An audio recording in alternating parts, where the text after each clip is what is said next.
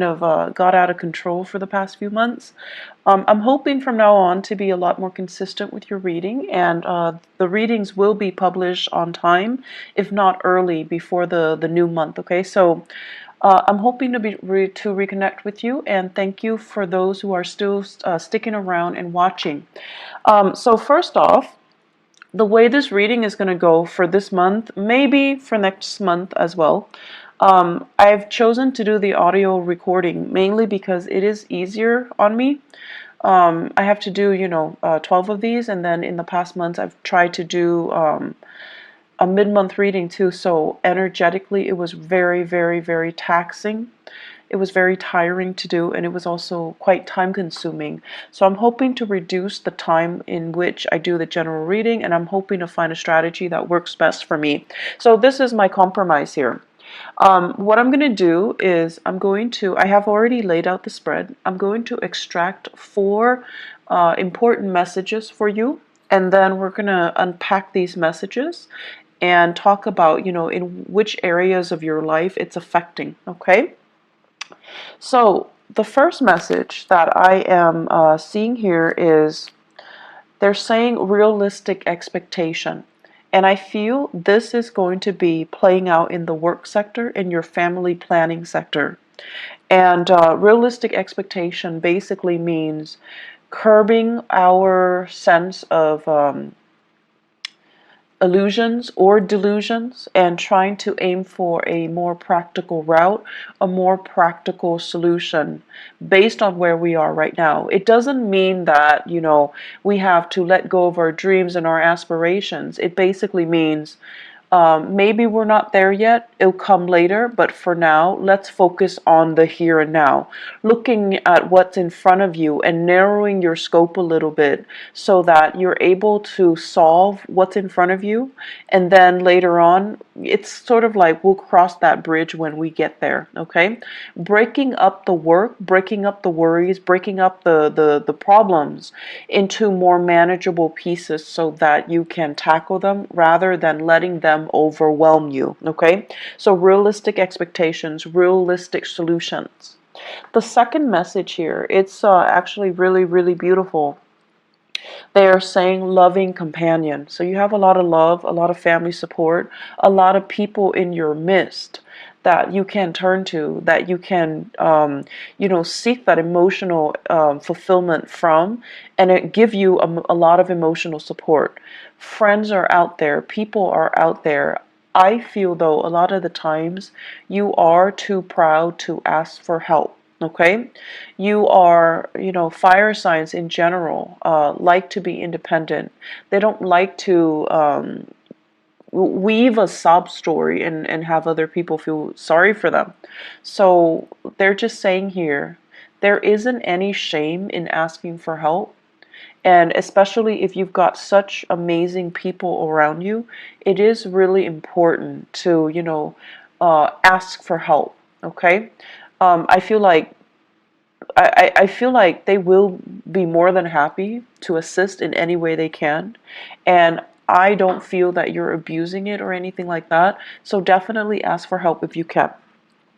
The third message here, it's emotional maturation. And this is a really, really good message across the board for any sign that I read for. Emotional maturation is a process of seeing outside of ourselves, of seeing and anticipating what other people are dealing with, what other people need from us. Is there any way that we can alleviate the suffering, the emotional turmoil, the problems of other people, okay? Seeing outside of ourselves, kind of being a lot more considerate, a lot more thoughtful in assisting other people. And it's not just giving assistance, but it's sort of like putting our ego, our needs aside so that we can understand and be in the present moment and have this mutual understanding, this sympathy and empathy and mutual rapport with another human being. So I feel like there's a lot to be said here with that message alone, okay? And I'm going to go back to it. The last message here, nickel and dime. So I feel like financially there's something going on with you guys, and I have been feeling this for the past few months. So we're going to unpack that, and we're going to talk about, ways in which you can start to rebuild this financial foundation. So what I have here, realistic expectation, first message. This is showing up in your family planning sector, okay? And what I feel here is there is a need here to kind of consult your partner. I feel like for many of you, you're a little bit extravagant when it comes to spending, when it comes to buying things, when it comes to splurging. It's like you're quite lenient with yourself when it comes to spending, okay? And you have somebody that's kind of like controlling the purse strings. It could be a relationship partner, it could be a housemate, a flatmate, it could also be like whoever it is that you're sharing resources with. And so there's a sense here of needing to consult the other person before you make big purchases, before you do major decisions. And I'm also feeling at this point there is a need to want to add additional member into the household, such as getting pregnant, family planning, adopting a dog, adopting a baby, taking in elderly parents is what I'm sensing. And these elderly parents can be overseas as well. So I feel like there's this discussion, this conversation about getting more people into the household, or the household is getting a little bit too crowded, so why don't we leave the household and seek our own space, seek a bigger housing environment, or purchase a property outright. So I feel like there's some fluctuation here within the home, but either way, it points towards expansion, it points towards something bigger, something better, okay? And so financially, whenever we want to move to a house, or whenever we want to bring another person into our household, we want the best conditions. And I feel like with you guys, family means so much to you. There's such a huge influence in your life, and you want to do it big. You want to do it justice. You want to do them justice. And so you tend to be quite generous with the way in which you want to, give them that financial resources, or you want to do it big. And I feel like the other person that you're sharing resources with, they're trying to tell you to curb your spending. They're trying to tell you to be conservative, and they're trying to tell you more than anything to be realistic. And I feel like, and you didn't like that. You didn't want to have to do those things. And so it's gotten to the point where you're actually sitting down and you're going to have to, be very realistic here. First of all, with the spending. Second of all, how much am I making right now? How much am I spending? So, the financial inflow versus the financial outflow, trying to balance that out and trying to not succumb to emotional spending, okay? In the career sector as well, what I do feel is many of you are working in a capacity where you're doing a lot of consultation. So I feel some of you are like, I see some people coming to you and they're like, what do you mean by this sentence? What do you mean by this paragraph? What do you mean by this idea? Can you elaborate? They're giving you something, you revise it, and you submit it to them. So this can be a manuscript, this can be a transcript, this can be like an essay, a piece of artwork. You're working on a consultancy basis and you're working on a project basis. And so the financial inflow might not be, like consistent. It doesn't feel to me like a regular 9 to 5 work. It seems to me like contract work. It seems to me like you're getting paid on a contract basis. But either way, I feel like you enjoy the work that you do. You're getting positive recognition. And I feel many of you are at a point where your career is just, just starting to take off. And in about 10 months' time, it's going to take off. It's like you're preparing things right now. Right now, where you are, it's a little bit of a launching pad, okay? Like a stepping stone. You're taking these minute steps and then you're going to take off. But I do feel it's going to be in about 10 months' time before you finally make it, before you finally launch, before you finally start to make the type of money that you're hoping for. So right now, be conservative, be realistic, and have these realistic expectations, okay? Um, you know, the whole process about skimping, it's not fun. It's definitely not fun when we have to really watch what we're doing and we have to be, you know, really conscious of it. I'm also sensing many of you are in the public eye for whatever reason, and a lot of Leos actually are politicians, um, are great teachers as well, orators, lecturers, and things like that. So I'm not surprised that you're in the public eye and you have really strong, you know, charisma and stage presence. So if you are in the public eye, you're also being extra careful about what you're doing and how you're being perceived and how other people, you know, how you are portrayed in through even social media, even through, you know, newsprint. So I feel like you're trying to curate this persona so that you can, you know, maintain that good role model persona, so that you can, you know, be a positive influence for other people. So I feel like a little bit of management when it comes to how you portray yourself, how you want other people to portray you or to think of you. Okay, so a little bit of like reputation management. Not in a bad way at all, but I definitely feel you're erring on the side of caution when it comes to your image, when it comes to your spending, and when it comes to being very realistic about what is expected of you, what you can and cannot do, and being very honest about, I want to say, portraying that to other people. Second message, loving, they're saying as well loving partner, but they say the first message is loving companion. In partnerships, though, I feel like many of you are blessed with a very, very emotionally stable partner. And what's really interesting to me is a lot of the times, you know, so Leo, to me, the sign of Leo, it's very dramatic, okay? It's a fire sign, but it's also ruled by the sun. And I feel like, you know, you thrive in the spotlight, and you guys would make, you and Libras are great, great, great, great actors. You like to, you know, stand up for your beliefs and stand up for the underdog, and really, you're quite militant when it comes to the things that you believe in, your ideologies, your sense of justice, and your sense of right and wrong, and your moral compass. You're very, very, very apt about defending what you feel is right, okay? But I also feel like there is a sense of spectacle and drama associated with the things that you like to do. You like high intensity. And so naturally, I see a lot of Leo people naturally attracted to a partner that is a little bit milder, a little bit more distant, a little bit more emotionally controlled.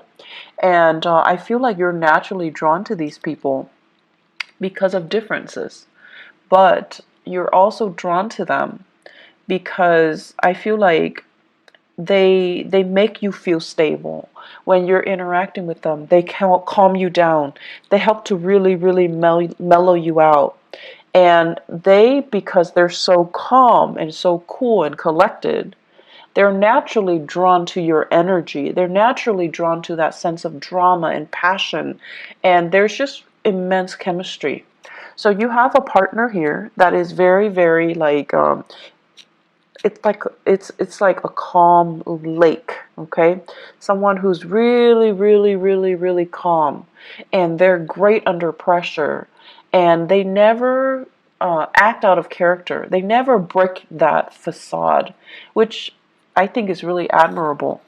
So you have a partner here that is kind of someone who's like, I don't want to say indulging you, because that sounds so patronizing, but I don't feel like it has any negative connotation.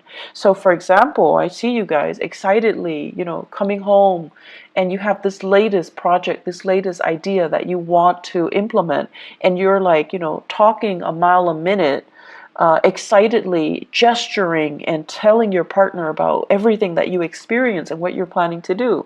And I see your partner sitting there kind of smiling with a little bit of a smirk, because they're amused. They're amused by how excitable you can get. They're amused by how passionate you can be.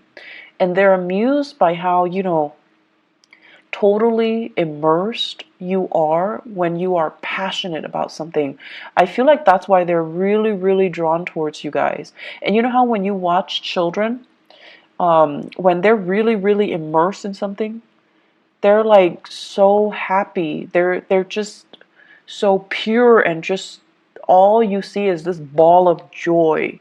And that's what it feels like to your partner when they're observing you do something. They're just amazed by how, I want to say, single-minded you can be when you are really, really passionate about something.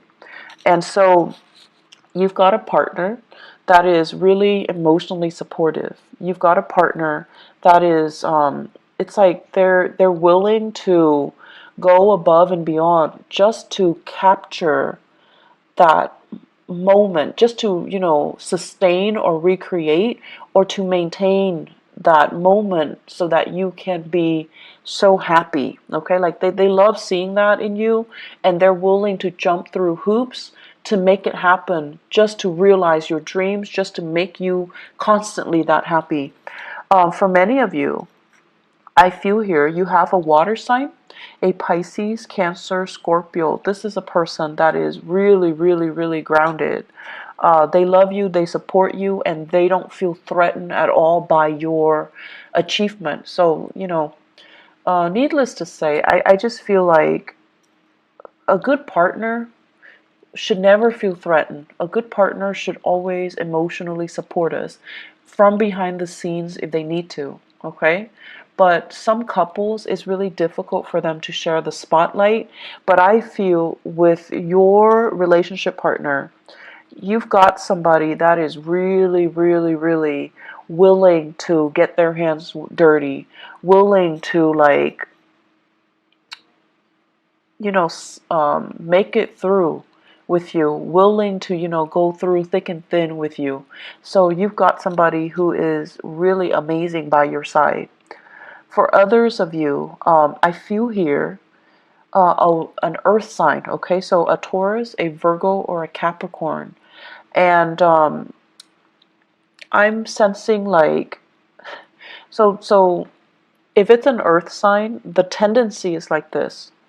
You give them all these ideas, and rather than just being quiet, they're going to say like, okay, you can do this, but you're going to need to change these things. So it feels a little bit like they're poking holes in your theory, and you're going to feel like, but this is just the preliminary stages. I'm just thinking about this right now, and this is not the final product. And so you're getting a little bit defensive. But this person, the way that earth signs operate, they show they care by listening to you and giving feedback. That's just the way they are programmed, and that's just the way they operate. And they're not like the water sign where they can sit there and, support you from behind the scenes, or, do anything that you help them. But the earth signs, if you need their help, 100% they will be there, even if they don't agree with you, even if they feel like this is like a pipe dream, it's never going to come together. If you need their help, and if they can be of assistance in any way, they're going to be there. They're going to be the one passing out the flyers. They're going to be, up at 3 a.m. with you, drawing, making posters, painting murals, and things like that. So people show their love in different ways. People show their support in different ways. And so just because one person is like listening and they're not doing the actions like the water sign, doesn't mean they don't love you. And just because, the other person is like poking holes in your theory, like the earth sign, they're a little bit more critical, and they need to make sure that you know what you're getting yourself into, just because they care. That's just the way they care. It doesn't really diminish the love and the support, okay? And honestly, if these two people or two signs didn't care, they wouldn't be around, okay? So I feel like you might be doubting it, or you might be going through a situation where you're frustrated. And we get frustrated with our partners all the time. But during Mercury in retrograde, the energy is really volatile.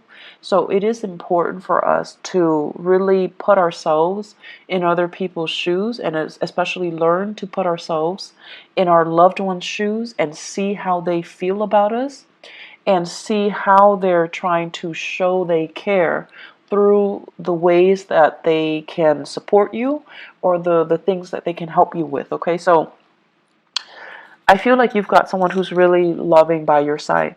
Companionship as well, friendship, family, relationships. You guys have a lot of support. I do see this unconditional love coming from siblings. So for those of you who are fortunate enough to have siblings, there's this outpouring of love. They're babysitting you, they're watching the kids, they're cooking for the kids, they're taking the nieces and the nephews out while you're studying, while you're taking exams, while you're working overtime. So props to those siblings, okay? I feel like the relationship, the sibling relationship, there is so much love here, and I feel like it's just going to give you that sense of appreciation that somebody is willing to, go above and beyond to assist you. So you've got a lot of support coming in this month, Leo. There is no reason for you to feel isolated and to feel like, oh, they don't really love me, I'm going to wait for them to reach out. Don't get into that habit of only seeing things from your point of view and not accepting the way that other people show they love you, okay? Third message here, emotional maturation. So the emotional maturation message goes hand in hand with everything that I talked about before, the two messages that comes before. You're at a point where recently, as of, I'm seeing the time of, I feel like there was a major disappointment here. There were major obstacles and major setbacks.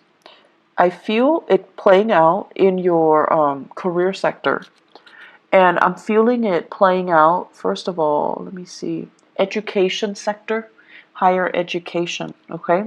I'm also seeing it play out with in-laws. So higher education, in-laws, and that rules the ninth house. So whatever the setback is, you overcame it, and it left you feeling very jaded and very emotionally distraught. If it happened with in-laws, you feel like, I don't know how they feel about me. I don't know if they like me. I don't know if I like them. So I feel that.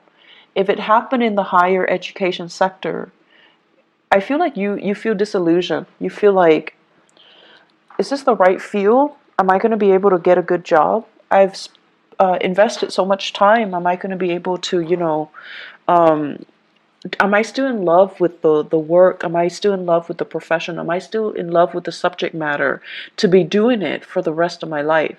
So you have some major dilemmas, or even major like turning points in your life when it came to your career and also education, okay? And when it comes to the career sector, it's almost like you had to, I'm seeing here, the work itself shouldn't be physically taxing, but it was very physically taxing. I see you traveling distances, like huge distances.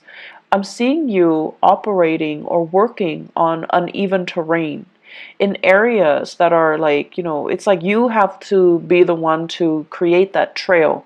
It's like you're in a virgin land, and there isn't a trail that's already created for you, so you have to blaze that trail. I'm also seeing you carrying a lot of heavy equipment, living in quite, difficult circumstances, camping out, not having access to, clean and comfortable sleeping arrangements. So it's kind of physically difficult, okay? Like it's physically taxing, it's exhausting. So I feel like you were really challenged. And that, all of it, you overcame it. It made you a lot stronger, honestly. It made you a lot more, I feel like, rough around the edges. But it made you a lot stronger. So the emotional maturation basically means, I feel like it can go of one of two ways. Because you've been through all this hardship, and you came out okay, I feel like you can come out a little bit jaded. And so when people are whining, about, my TV's not working, or like, my water got shut off for 2 hours this morning, you're just like, I can't really sympathize. I had to sleep on the floor for 3 months. I had to like sleep in a tent with mud underneath me and the rain just pouring on me. Things like that. You've endured your share of hardship, and now people are telling you about very mundane problems, and you're brushing it off because you can no longer relate. And I feel like that is a little bit of a negative way of incorporating this emotional maturation process, okay? So it's important for us to be appreciative of what we have. And so definitely it's annoying when these people are coming to you and they're whining about things that don't really matter. But it is also really, really important for us not to look down at people and to meet people where they're at. So obviously, whoever that's coming to you, they're kind of spoiled. They're kind of, they haven't really endured hardship, okay, quote unquote hardship. But it doesn't mean that you can just brush them aside, and it doesn't mean that they don't have their own issues, okay? But I feel like you're distancing yourself from those types of people. You're distancing yourself from the really privileged types of people who are whining about really mundane things. I do see emotional detachment coming in for you. And then for others of you, because of this emotion coming out on top, you're coming out a bigger, a better, and a stronger person. You're becoming a little bit more, a lot more considerate. And I almost feel like you want to share your expertise, you want to share your skills, you want to share your best practices with other people. And I feel like you're doing this kind of like of your own volition. So you're seeing somebody struggling and you're like, hey, I was, going through that last year. Let me give these people a few pointers. And then I see you put in a position where you're teaching them, you're guiding them, or you're giving them, pointers as to what they need to do. Okay, so it's actually a really beautiful process because you're sharing your knowledge, and you're sharing it in a way where you intuitively know it's going to help them. They're going to be where you were last year. They're going to be in that same spot. And whatever pointers you can give them to really help ease and facilitate that process for them, that's what you're going to do. So, if people are whining about mundane things, just let them whine. Don't let it get to you. Okay? And then whatever capacity you can help people, definitely do so. The final message that I'm going to leave you guys with here is nickel and dime. And the nickel and dime isn't so much about being bankrupt or being, destitute. It's more about foregoing immediate pleasures for long-term gain, okay?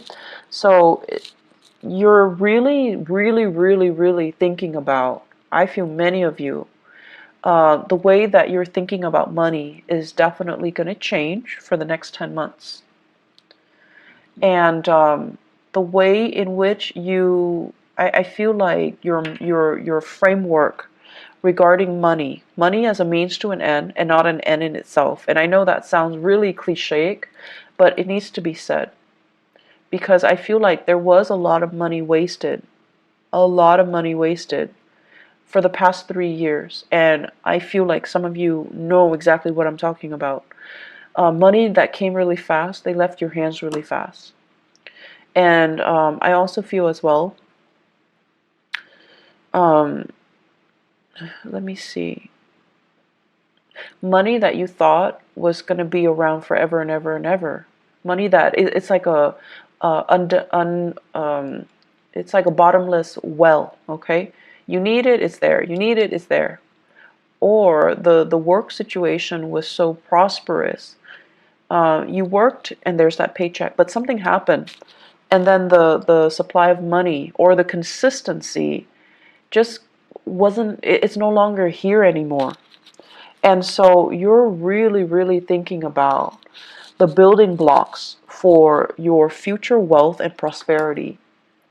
You're nickel and diming yourself. You're being very, very cautious about spending. You're being a lot more responsible. And you're obsessively, checking the bank accounts. Some of you are waiting for sources of funding to come in, and it's getting delayed. Okay? And so it's not a good place to be when we count on something and it's not there. But I feel like it's going to clear up for you. Let me see, 1, 2, 3, 4. I want to say like 5 weeks time. I'm seeing as well. It's just like the financial situation is a little bit unstable right now. Keep trucking on, keep saving. And I know it's not fun to, have to nickel and dime ourselves and to have to, be super, super conservative. And I feel like the only danger for you guys is you have to do it for so many months before you're just like, F it. And then you splurge and then you go through, periods of like intense spending. So please be careful about that. Home renovation, that's in order. It's going to be wonderful. It's looking really good. I also feel as well, they're saying here, they keep saying your siblings, you've got amazing siblings, okay? Whatever you think they feel about you, yes, they think you're stubborn. Yes, they think like, oh my gosh, you are such a like they're like a bull, like someone who's extremely stubborn, extremely bullish in their ways, or just like they won't listen. So it's like you've got your opinions made, you've got your ideas fixed, right? And no matter what they do, they can't persuade you. Yes, they think of all these things about you, but they do really love you as well. So don't make the process difficult. Don't do that to the people that you love. And they love you. So no matter how much you guys argue, there's still a lot of love there. So approach it with a little bit of compassion, okay? And I want to say, be a little bit more flexible. There is some really big karma here about money. And I feel like until your framework about money changes, and I can tell you till, I'm blue in the face, money is a means to an end. Until that light bulb kind of, switches on in your head, until you truly, truly, truly understand what that means. The financial prosperity that I mentioned coming in, once you figure it out, lesson learned, there's going to be huge prosperity coming in the later part of the year, okay? You have some really important things that needs to be worked through and needs to be experienced during this Mercury retrograde cycle. So I'm sensing here that, learning to get your financial affairs in order, having a game plan for yourself, start saving and start rethinking about, how you see money and how you think about financial foundation and financial, financial prosperity. That's going to be really important, okay? So Leos, I wish you all the best, and I'll be back for next month's reading, okay? Take care of yourself and enjoy the rest of this month. Bye-bye.